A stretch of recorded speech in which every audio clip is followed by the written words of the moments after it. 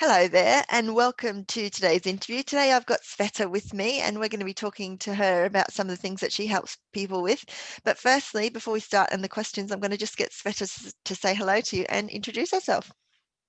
Hi, everyone. Hi, Marilyn. Thanks for having me. I'm Sveta, as Marilyn mentioned, and I'm a social media consultant. I've been working with social media for over 6 years now, and I specialize helping training and coaching businesses with their social media in order to help them get clients. And the way I do that is helping to break down time scales so that they can spend as little time as possible to get the most effective results. Cool, exactly what we all need.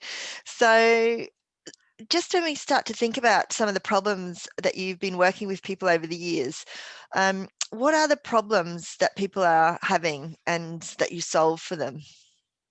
Well, we all know it's been a challenging year, which has forced many coaching and training businesses to go online in order to get their clients. And one of the main platforms in order for coaching and training businesses to get clients is actually Instagram. And what I'm really seeing these businesses struggling with is actually getting to grips with running their Instagram accounts. It can often be overwhelming, and I'm really seeing them not really understanding on how to make the best use of the platform, whether it's writing an engaging bio, going live, posting photo or video content, to get the likes and the reach that they're after in order to convert them into sales. They don't often also know how to do all the fun, flashy things that you see on Instagram, which could help them reach more of their audience. So when they're struggling to get this understanding, they're not actually attracting the reach and sales, as I mentioned. And I've seen it can take some coaches up to 5 hours just to get a piece of footage, a piece of video or a photo up on Instagram. So it's some of the main struggles. Yeah, wow, that's a long time because like if that's a whole day's work almost just to get one post, isn't it? And if you have to do that every day, wow, that's a lot of time being consumed. Yeah, I totally agree and appreciate those problems, and I have experienced and are still experiencing some of those problems getting to grips with lots of social media platforms as well. Cool. So just looking at that a little bit further, when we talk about these problems that people are experiencing, what is it really that they're experiencing when they're struggling like this? What's their life like? Well, it really comes down to them struggling to figure out how to use the platform's Instagram's key features. And we know what we know about social media is specifically on Instagram, it's designed for shorter attention spans, and the content that stands out is the one that tends to get more attention and more engagement. So some of the main problems that I've seen coaching businesses specifically face is figuring out how to post on their Instagram channel, how to get the engagement from the posts that they want in order to make the sales, whether that means creating an interesting caption to post underneath their photo or video, or whether that means figuring out which image will be most appealing, which hashtags to use, and where to best place their links that direct potential customers to their website and their courses. Sometimes what I also see them doing is using free training out there on places like YouTube. And it's great that there are resources out there, but they are quite generic. And so sometimes it doesn't necessarily help them with the specific problem they're trying to solve, or it's not specific to their industry. So they could be following advice which might not work for their particular business. And it doesn't actually help them fix those problems, unfortunately.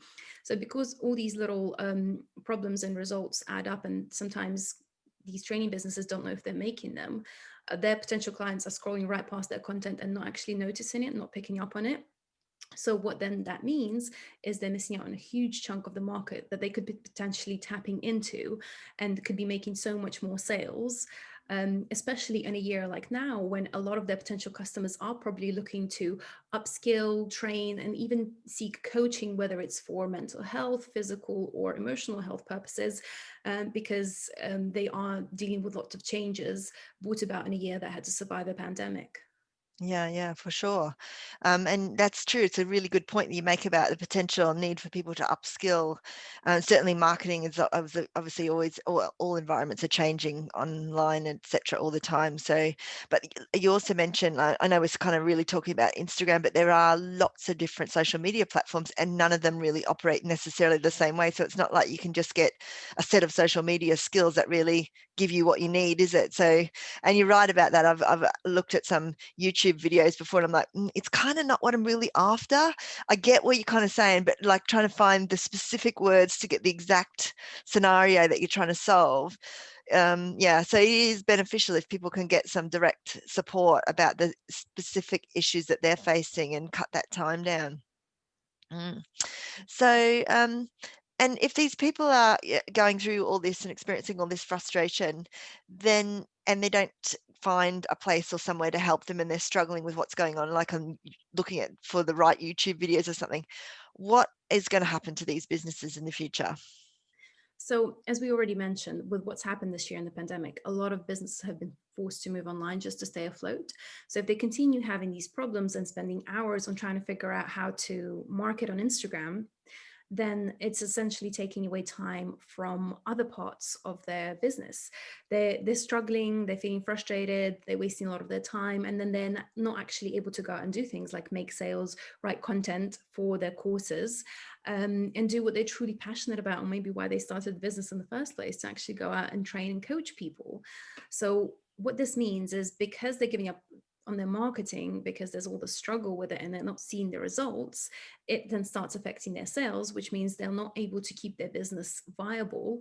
And it could lead to them giving up on their business. Mm. And a lot of these people open up their businesses in order to be able to provide for their families, so that they could do things like spend quality time with them, save up for maybe that one Christmas or summer holiday, or maybe even put aside money to put their kids through university.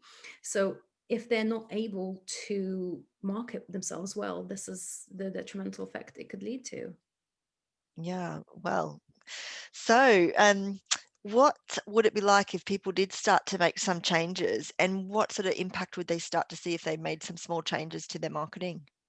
So, if these coaching and training businesses were able to really get to grips with the basics of using Instagram, what they'd actually be able to do is create an effective bio that helps draw their potential customers in, use a plan specific for them to have content ready to post on a regular and consistent basis, and use all the flashy features that they see other accounts doing, which is the thing that helps them attract all the engagement, the likes, the comments, the messages.